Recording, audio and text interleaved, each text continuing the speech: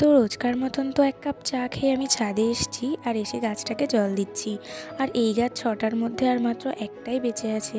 আর তারপরে অ্যালোভেরা গাছগুলোর যা অবস্থা হয়েছে সেই কারণে এর এই ডালপালাগুলোকে একটু কেটেও দিলাম। আর এখন আমি ছাদে বসে আছি, তার কারণ হচ্ছে আমার মা বড়ি দিয়েছে, তো আমি সেগুলোই পাহারা দিচ্ছি। দেন তো খেলাম একটা খাবার আর আমি মিউকেও একটুখানি খাইয়েছি।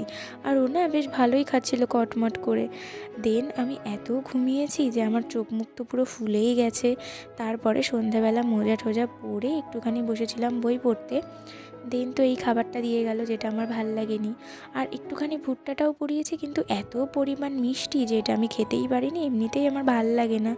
আর তারপরে একটুখানি মিষ্টি খেয়েছিলাম ফ্রিজ থেকে।